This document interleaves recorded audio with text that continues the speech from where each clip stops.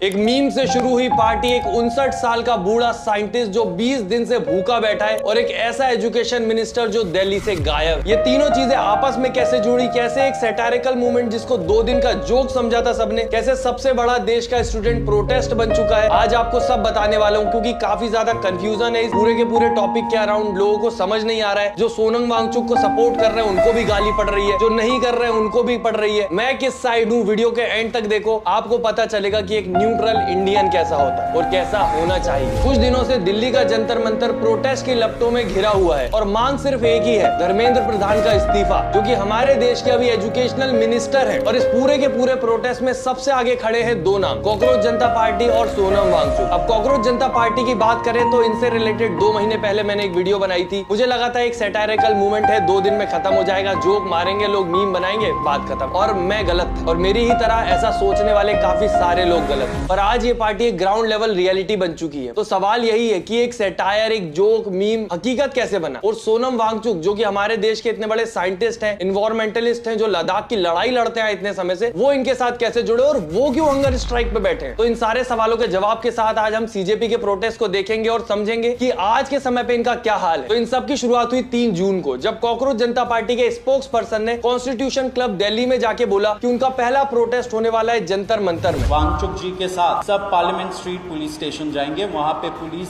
के पास जाके we will ask for permission to protest at Jantar Mantar. और मांग वही थी शुरू से, एजुकेशन मिनिस्टर धर्मेंद्र प्रधान का इस्तीफा, जिनके टेन्योर में एसएससी नीट के एग्जाम पेपर लीक हुए और भी ना जाने कितनी गड़बड़ी हुई, जैसे कि 12th की ओएसएम चेकिंग में जो धांधली हुई थी। लेकिन दोस्तों ये सिर्फ एक एजुकेशन मिनिस्टर की फेलियर की कहानी नहीं है, क्योंकि इस फेलियर की कीमत किसने चुकाई। 37 दिनों में 12 ये हेडलाइन है, ये नंबर नहीं है, ये 12 घर हैं जो उजड़े हैं। यहाँ पर हम उन एस्पिरेंट्स की बात कर रहे हैं, उन बच्चों की जो आगे चल के देश के लिए, दुनिया के लिए कुछ कर सकते थे। और एक ऐसा एजुकेशन मिनिस्टर जिसके टेन्योर में ये सब हुआ, इतनी गड़बड़ी हुई, इतने घर उजड़े, क्या उसे सिर्फ एक फेल्ड मिनिस्टर कहना सही होगा? क्या सच में वो उसकी कुर्सी डिजर्व करता है? इसी इस्तीफे की मांग के साथ 6 जून को कॉकरोच जनता पार्टी ने अपना प्रोटेस्ट स्टार्ट किया। अब यहाँ पर मैं कॉकरोच जनता पार्टी के सपोर्ट में हूं ना हूं, पर जिस चीज के लिए वो प्रोटेस्ट कर रहे थे वो जरूरी था, ताकि सरकार को पता लगे कि जनता यहाँ पे सिर्फ झेलने के लिए नहीं बैठी है। और टेंशन मत लीजिए, कॉकरोच जनता पार्टी के साथ भी काफी प्रॉब्लम है, उन सबकी भी बात करेंगे हम। यहाँ पे अभी सिर्फ मैं कहानी समझा रहा हूँ, ये मत सोचना कि मैं इनके सपोर्ट में हूँ। अब इस प्रोटेस्ट की खास बात ये थी कि सीजेपी के जो फाउंडर थे अभिजीत दिपके, वो फॉरेन से इंडिया आ रहे थे, जिसका अनाउंसमेंट उन्होंने पहले ही कर दिया था। Hello everyone,